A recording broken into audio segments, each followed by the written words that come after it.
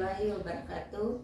Perkenalkan, nama saya Nitawati Muhammad. Saya CGP Angkatan 7 Kota Gorontalo. Dalam hal ini saya akan melaksanakan demonstrasi kontekstual terkait pengambilan keputusan berbasis nilai-nilai kebajikan. Untuk itu saya akan mengadakan wawancara dengan pimpinan sekolah yang tempat saya bertugas. Selamat mendengar. Assalamualaikum warahmatullahi wabarakatuh. Waalaikumsalam warahmatullahi wabarakatuh. Baik, kemarin saya sudah menginformasikan kepada Bapak bahwa hari ini saya akan bincang-bincang dengan Bapak terkait dilema etika yang dihadapi di sekolah.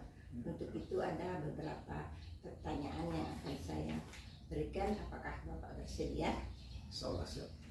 Nah, jadi yang pertama adalah selama ini bagaimana Bapak dapat mengidentifikasi kasus-kasus yang merupakan dilema etika atau rujukan moral? Ya, baik. Memang di sebuah organisasi seperti sekolah pasti kita akan banyak menemui berbagai masalah yang memang saling berbenturan. Apakah dua kategori misalnya sama-sama permasalahan yang mengedepankan rasa benar, tapi ada juga yang terlihat saling berbenturan antara perilaku atau situasi yang dilihat secara normatif benar, juga ada yang secara normatif salah. Jadi memang hal itu paling mudah adalah dengan membandingkan apakah perilaku atau situasi itu benar sesuai norma, pakai norma aturan sebagai seorang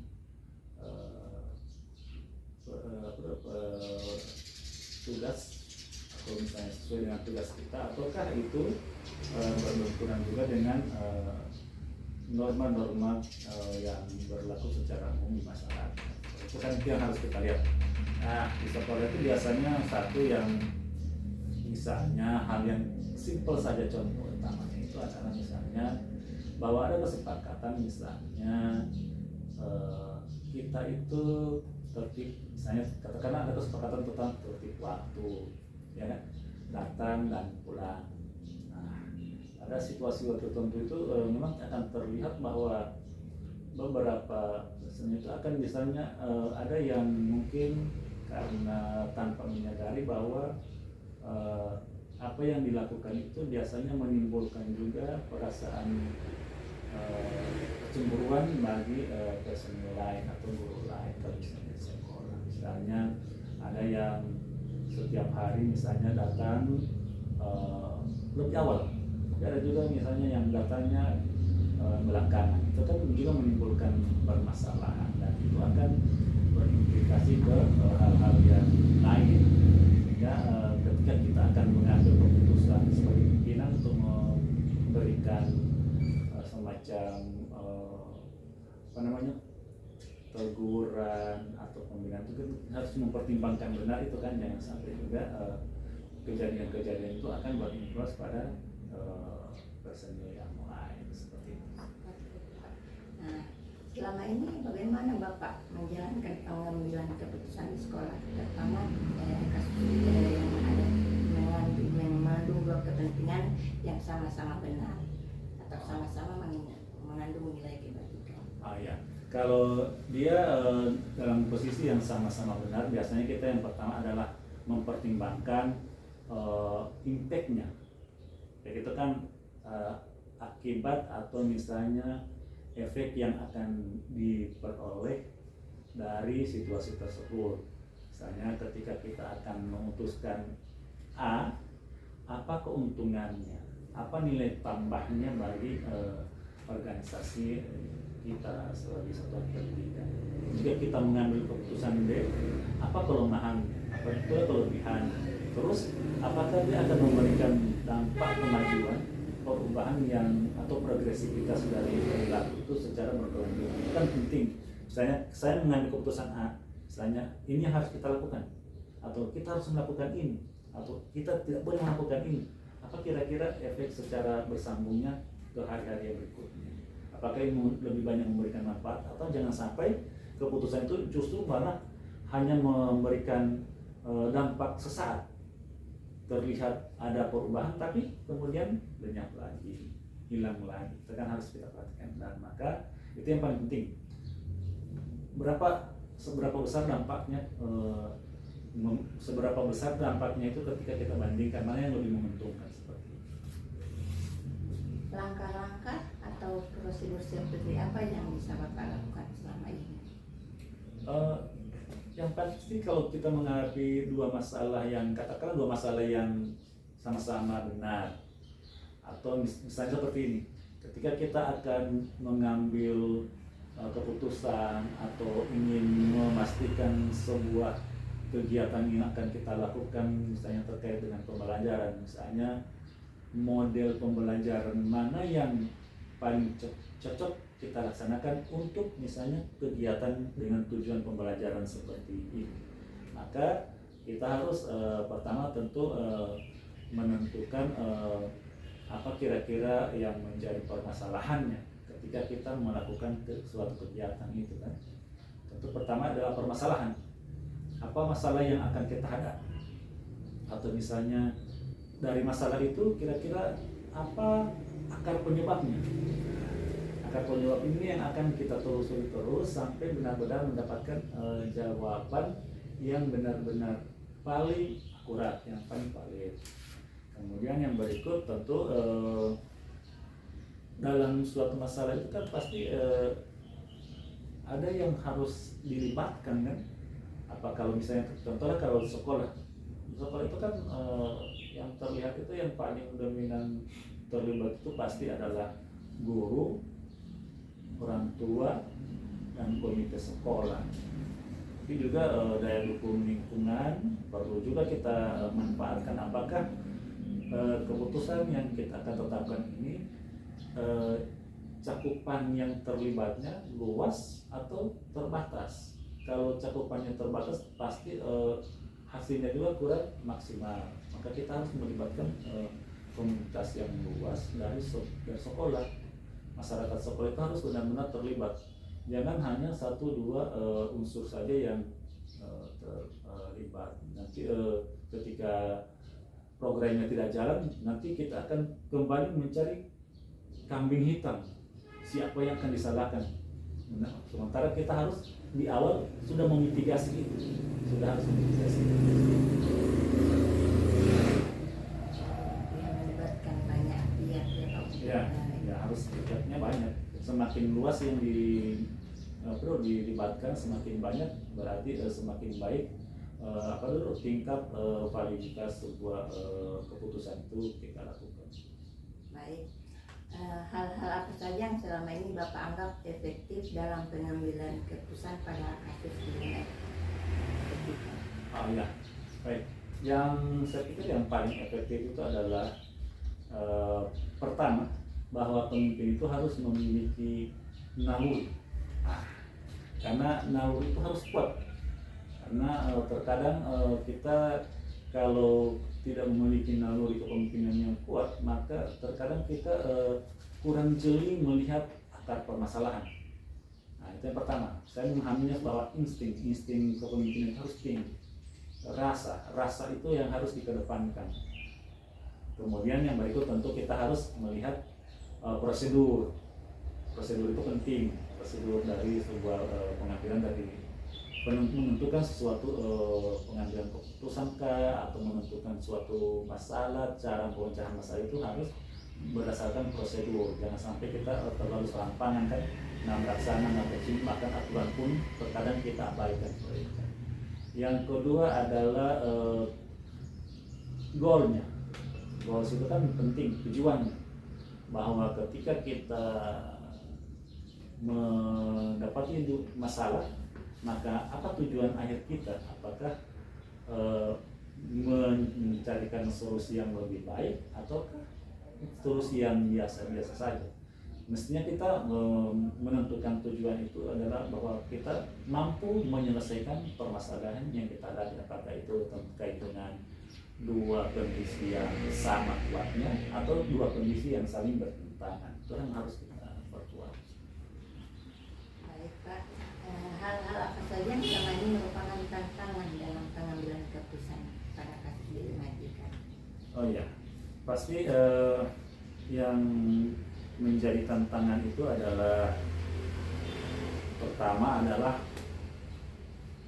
bagaimana kita mampu mempertajam analisis terhadap suatu permasalahan dan penyebabnya, gitu kan? Nah, tajamnya pisau bedah analisis itu yang kadang harus kita dobrak, dan itu butuh upaya yang keras. Jadi tantangannya yang paling besar itu sih kemampuan kita menganalisis. Kemudian yang berikut tentu kemampuan kita melibatkan semua stakeholder yang terkait yang ada di sekolah, karena terkadang ketika kita akan meminta pendapat atau meminta informasi dari orang-orang tertentu, kadang mereka juga punya perasaan canggung, merasa beban, kasihan ketika kita membuka secara transparan hal ini. Terkadang mereka itu merasa jangan sampai saya ini dimusuhi. Itu kan tantangan yang besar sekali itu, sehingga informasi yang kita dapat pun tidak akurat, kurang lengkap, sehingga itu akan menentukan ketika kita mengambil keputusan, ternyata keputusannya pun karena dasarnya kurang valid, lemah, sehingga keputusan yang kita ambil pun, atau misalnya pilihan yang kita ambil pun, terkadang ketika sudah mulai dijalankan ternyata mendapatkan lagi masalah, karena itu ternyata tidak semua informasi diberikan karena ada rasa kekeuangan itu kan. Nah, seperti itu. Baik ya. Ini sangat satu masukan juga buat saya nantinya sebagai seorang pemimpin pembelajaran. Ya, insya Allah itu penting sekali bahwa bagaimana kita mampu membaca sumber informasi itu, memberikan informasi yang lengkap dan sesuai apa adanya, jangan sampai direkayasa, gitu kan. Itu yang harus kita bisa melihat, bisa menandai itu, dan itu yang harus kita perkuat sebenarnya. Apakah Bapak memiliki sebuah tanggal atau jadwal tertentu dalam penyelesaian kasus dilematika ini?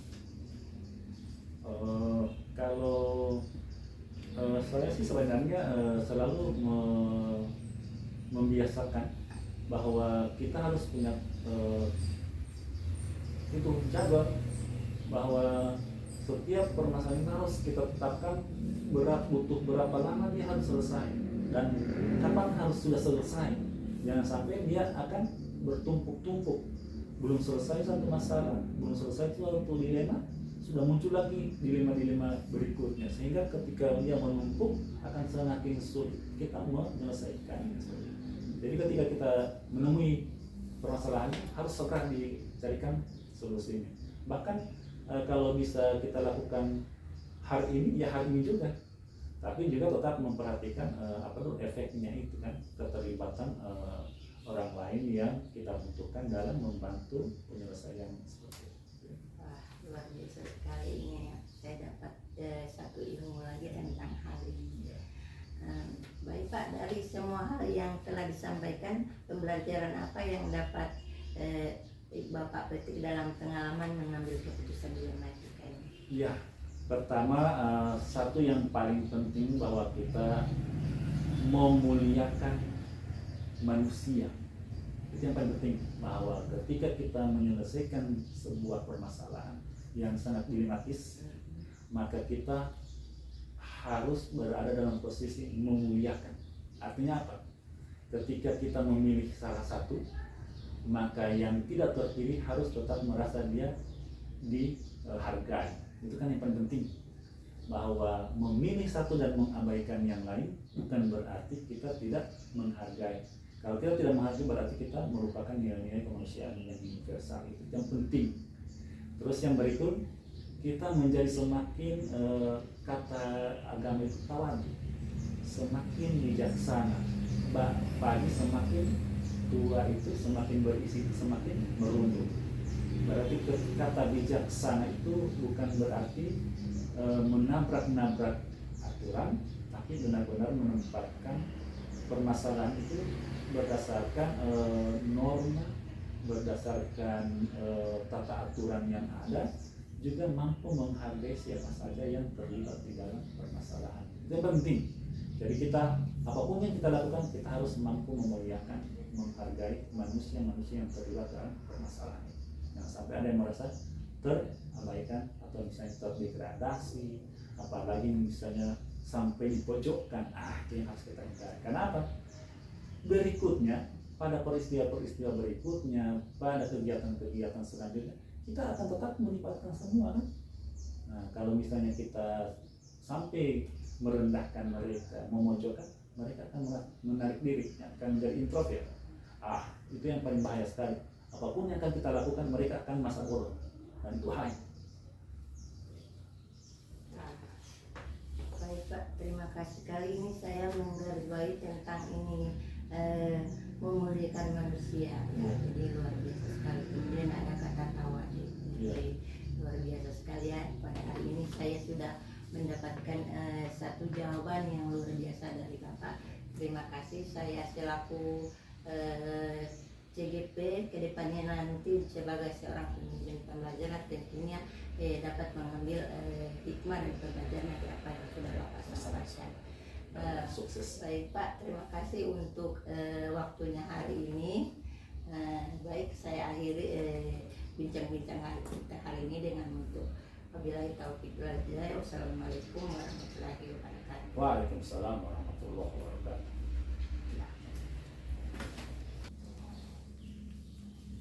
Assalamualaikum warahmatullahi wabarakatuh. Waalaikumsalam.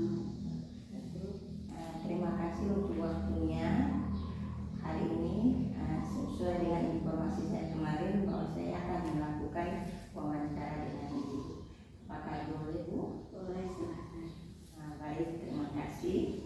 Nah, untuk itu ada beberapa pertanyaan yang akan saya ajukan kepada Ibu. Semoga Ibu bisa berbagi pengalaman dengan saya terkait dengan dilema etika yang dihadapi di tempat ini.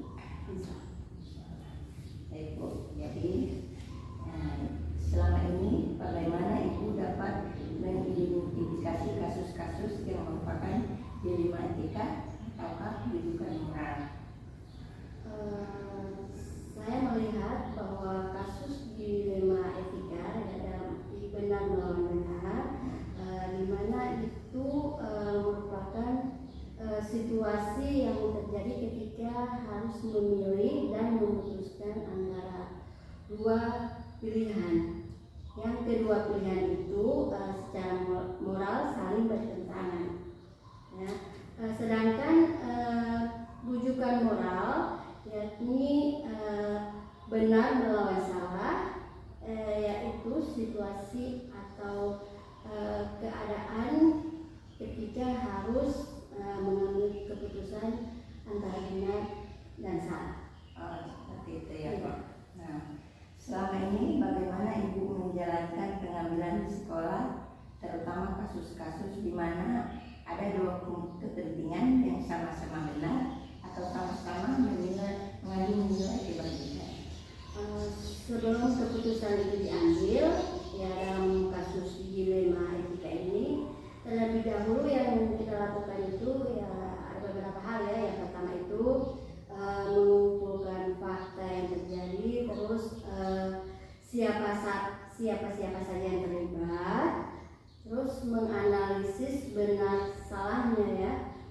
Berikut membuat alternatif berupa solusi, terus membuat keputusan dan melihat lagi keputusan yang diambil dan merefleksikannya.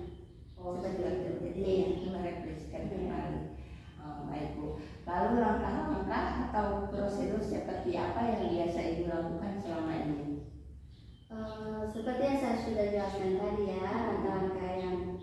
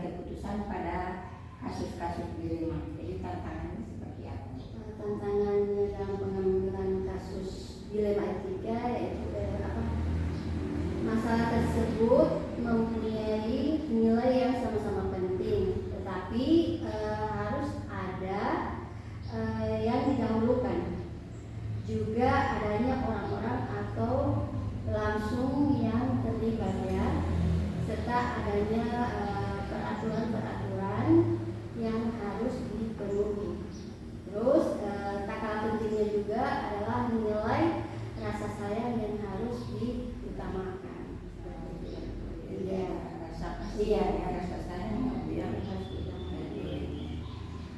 apakah itu memiliki sebuah tata cara atau jadwal tertentu dalam sebuah penyelesaian kasus dilematika ini? Kalau dalam pengambilan keputusan dilema etika ini, kami tidak mempunyai jadwal khusus, tetapi ada tata kelola dengan menganalisa, terus mempertimbangkan dan memusyawarahkan kasus dilema etika yang ada baik secara formal maupun yang non formal. Ya. Jadi dia menganalisa ya, menganalisa tentang untuk mempertimbangkan hal itu. Nah, adakah seseorang atau faktor-faktor yang selama ini mempermudah atau membantu ibu dalam pengambilan keputusan dilema etika ini? Seseorang atau faktor ya yang mempermudah pengambilan keputusan dalam kasus Dalam kasus dilema etika ya, yaitu orang-orang yang yang profesional, yang bisa menghargai dan menerima keputusan atasan langsung. Oh, Iya. jadi Iya, orang profesional ya, ya. yang bisa menerima keputusan dari atasan langsung. Iya. Luar biasa ya, Bu ya.